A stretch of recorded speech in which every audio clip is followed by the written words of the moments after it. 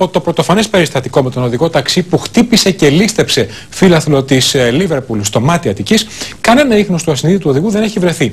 Συνάδελφοί του στην πιάτσα του αεροδρομίου Ελευθέριος Βενιζέλος δεν έχουν δώσει στοιχεία στην αστυνομία, στοιχεία που θα μπορούσαν να οδηγήσουν στα ίχνη του. Ενώ τώρα εκφράζουν και υπόνοιες ότι δήθεν έστησε ο Βρετανός το περιστατικό. Την ίδια ώρα όμως, πολλοί τουρίστες κατακεραυνώνουν ταξιτζίδες καταγγέλλοντας φουσκωμένες ταρίφες.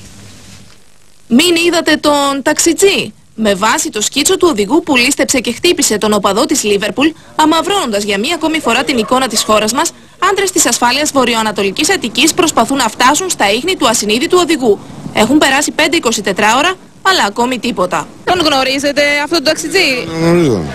Όχι, βέβαια, είμαστε τόσα άτομα εδώ πέρα. Στην πιάτσα του αεροδρομίου οι οδηγοί που συχνάζουν είναι οι ίδιοι. Όμως κανείς δεν είδε ούτε άκουσε για τον ταξιτζή ληστή. Με αποτέλεσμα η αστυνομία να ψάχνει στα τυφλά. Εσείς θα πρέπει να ντρέπεστε προσωπικά όταν λέτε ότι δεν τον έχετε βρει τόσες μέρες αυτόν τον ταξιτζή.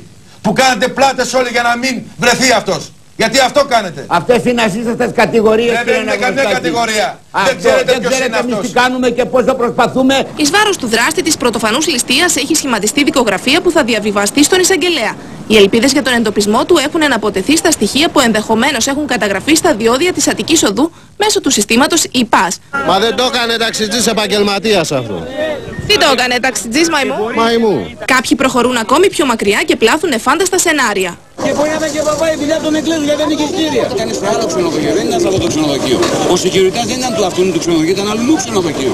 Γιατί κάπου και μπερδεύεται το πράγμα και σε σχέση με τον Άγγλο κατά πόσο είναι αληθινό και δεν το έκανε επίτηδες για να εξασφαλίσει εισιτήρια. Το Μέγκα αποκαλύπτει σήμερα μία ακόμη καταγγελία φιλάθλων της Λίβερπουλ εις βάρος Έλληνα οδηγού ταξί, ο οποίος αντί να τους πάει στο Ολυμπιακό στάδιο, τους πήγε στο γήπεδο Καραϊσκάκη.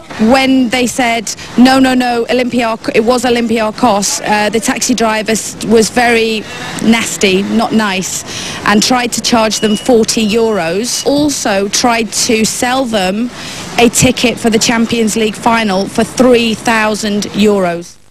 Όλα τα έχουμε δει πάντως, αλλά αυτό τώρα να βγαίνουν οι ιδιοκτήτες ταξί και να λένε ότι ο Βρετανός το έστησε για να βρει εισιτήριο ή ότι ο ταξιτζής ήταν μαϊμού αντί να δώσουν στοιχεία και να βοηθήσουν την αστυνομία, νομίζουμε ότι τα σχόλια περιτεύουν. Παράδεισος για τους κακοποιούς έχουν γίνει τα χωριά της Βέρειας, αφού όπως